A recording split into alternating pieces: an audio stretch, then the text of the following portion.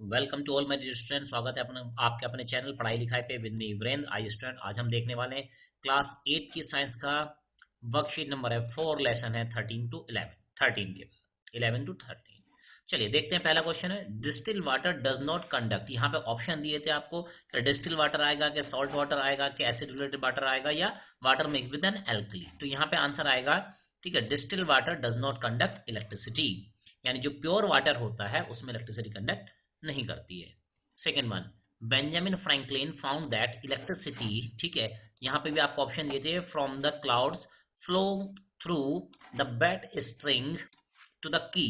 तो यहाँ पे था क्या चीज फ्लो की थी वहां से, यानी कि वो जो पतंग उड़ा रहे थे, काइट उड़ा रहे थे, वहां से कुछ चीज फ्लो करके नीचे आ गई थी। क्या थी?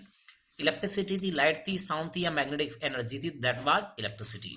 Next, static electricity can pass through insulators. क्या स्टैटिक इलेक्ट्रिसिटी इंसुलेटर में पास हो सकती? यानी यहाँ पे और आंसर तो इंसुलेटर है, बट क्या क्या दिए थे आपको?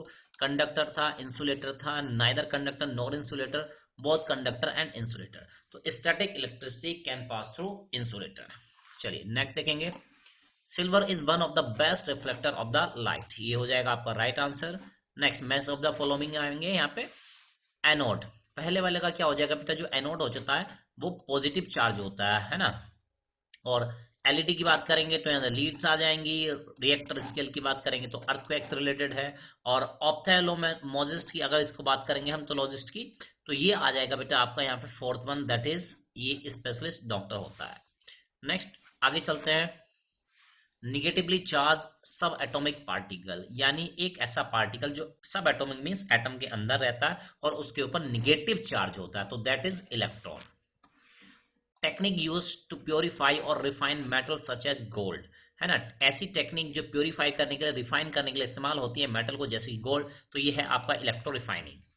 Next, the point on earth surface which is directly above the place inside the earth crust where the earthquake originate. Earth के अंदर जिस पॉइंट पे अर्थक्वेक ओरिजिनेट हुआ था उसके जस्ट ऊपर अगर जाने पे अर्थ की सरफेस पे आपको जो पॉइंट दिखता है उसको हम कहते हैं एपिसेंटर।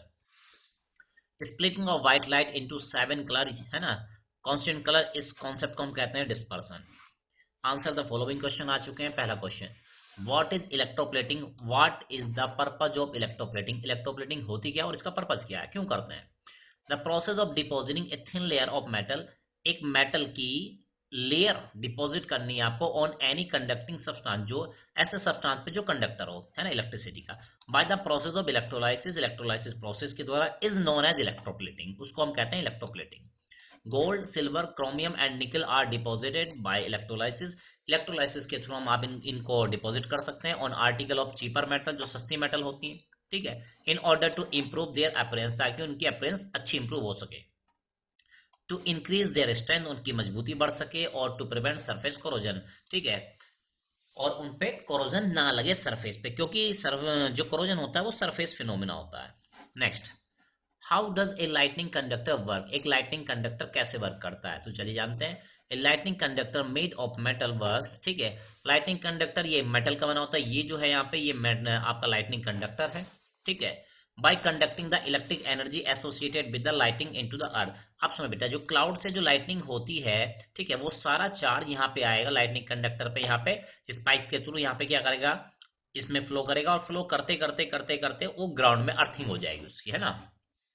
When lightning strike, जब lightning strike करती है, it get discharge safely, तो ये सारा चार्ज डिस्चार्ज हो जाता है टू द ग्राउंड, ग्राउंड में चला जाता है, and the building is saved, और बिल्डिंग बच जाती है डैमेज होने से, from the dangerous effect of lightning, lightning के जो खतरनाक इफेक्ट है उनसे बच जाती है। State the laws of reflection of light, reflection, laws of reflection बताने हैं, ठीक है। तो देखो भाई, फर्स्ट लॉ क्या है द इंसिडेंट रे, जो इंसिडेंट रे दैट इज ये वाली जो रे है, ठीक है, and the reflected ray, reflected ray ये टकरा के स्ट्राइक करके वापस जो जा रही है, एंड द नॉर्मल, और ये जो नॉर्मल है आपका, ठीक है, at the point of incidence all lie in the same plane, ये सारे के सारे इस पॉइंट पे मिल रहे हैं, इस पॉइंट पे, और ये वाला जो प्लेन है उसको कहते हैं ना, वो सारे के सारे एक ही प्लेन पे मिलते हैं। और सेकंड लॉ की बात करेंगे तो इसमें कहा गया the angle of incidence, angle of incidence यानी एंगल, ये जो आपकी इंसिडेंट रे है ये नॉर्मल से जो एंगल बना रही है ये वाला एंगल, ये angle is always equal to the angle of reflection, ये एंगल ऑफ रिफ्लेक्शन के, यानी रिफ्लेक्टेड रे नॉर्मल से जो एंगल बना रही है उसके हमेशा इक्वल होगा, यानी angle I equal to angle R. Next question, explain refraction of light. Refraction of light को एक्सप्लेन करना है आपको, चलिए देखते हैं। Bending of rays of light when they pass obliquely, जब कोई लाइट रे तिरछी आती है, ठीक है, नॉर्मली नहीं आनी चाहिए, है ना, तिरछी आती है, from one transparent medium to another, यानी किसी एक मीडियम से दूसरे मीडियम में, यानी कि एयर से वाटर में, एयर से ग्लास में, ऐसे करके, या वाटर से ग्लास में ना ऐसे करके जा रही है, तब उस केस में into another is called refraction of light. तो वो बेंड हो जाती है, अपने रास्ते से मुड़ जाती है थोड़ा, उसको कहते हैं हम रिफ्रैक्शन, ठीक है। यानी अगर मीडियम सेम था तो हम उसको रिफ्लेक्शन कह रहे थे, मीडियम डिफरेंट डिफरेंट है तो हम उसको रिफ्रैक्शन कह रहे हैं, ठीक है। तो देखो ये लाइट रे है, ठीक है, ये एक मीडियम में आ रही थी, ठीक है, यहाँ पे एक रेयर मीडियम है, उसके बाद जब डेंसर में मीडियम में जा रही है तो ये इधर नॉर्मल की तरफ थोड़ा मुड़ गई, जाना इसको सीधा था लेकिन ये थोड़ी सी इधर मुड़ चुकी है। चलिए नेक्स्ट देखते हैं। अब आपके पास आ चुके हैं ट्रू और फॉल्स। पहला, insulators can not be charge by rubbing them with another object. वो कह रहे हैं इंसुलेटर्स को आप चार्ज नहीं कर सकते, आप कर सकते हैं रब करके, है ना, that's why it is false. Electrons flow from an electrons flow from an electron deficient body to an electron rich body. कह रहा है कि इलेक्ट्रॉन जो फ्लो करते हैं वो इलेक्ट्रॉन डेफिशिएंट, जहां इलेक्ट्रॉन है नहीं वहां से फ्लो करते हैं, जहां इलेक्ट्रॉन बहुत ज्यादा वहां को फ्लो करते हैं, तो ये फॉल्स है, ठीक है। चलिए नेक्स्ट देखते हैं। The ray of light which gets bounce back from the surface is called incident ray. वो लाइट रे जो बाउंस बैक होकर वापस जा रही होती है उसको इंसिडेंट रे कहते हैं, बिल्कुल फॉल्स है, उसको रिफ्लेक्टेड रे कहते हैं, ठीक है।